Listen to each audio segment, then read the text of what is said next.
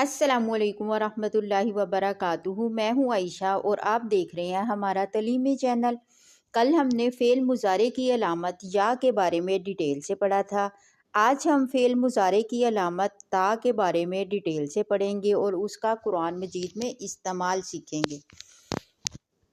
فعل مضارع، اس کا ترجمہ عموماً تو، تم یا آپ کیا جاتا ہے۔ علامت تا یعنی کہ تا کا ترجمہ کیا جاتا ہے؟ تو، تم یا آپ کیا جاتا ہے۔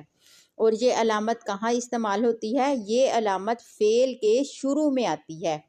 یہ علامت فعل مضارع کے شروع میں آتی ہے۔ یہ فعل زمانہ حال یا مستقبل دونوں میں آ سکتا ہے۔ تشاء، تعلم، تعلم تو جانتا ہے یا تم جانتے ہو یا آپ جانتے ہو، اس کا ترجمہ کیا جا سکتا ہے۔ تشاء تو چاہتا ہے، تم چاہتے ہو یا آپ چاہتے ہو، اس کا ترجمہ ہے۔ تسمع تو سنتا ہے یا سنے گا۔ تعلم، تعلم ما فی نفسی تو جانتا ہے جو میرے دل میں ہے۔ تؤتی الملک من تشاء تو بادشاہت دیتا ہے جسے تو چاہتا ہے۔ وتنزع الملک ممن تشاء اور تو بادشاہت چھین لیتا ہے جس سے تو چاہتا ہے۔ تشاء اس میں فعل مضارع ہے۔ تفہم الدرس تم سبق سمجھتے ہو۔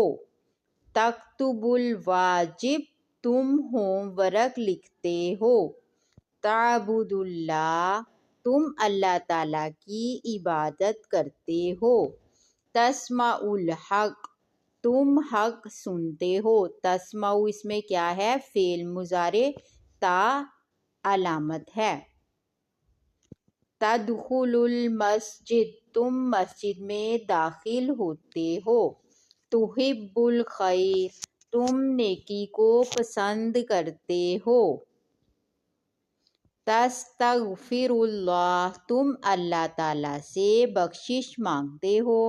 اگر آپ کو ہماری یہ ویڈیو پسند آئی ہو تو اس کو لائک کریں اور ثواب کی نیت سے شیئر کریں۔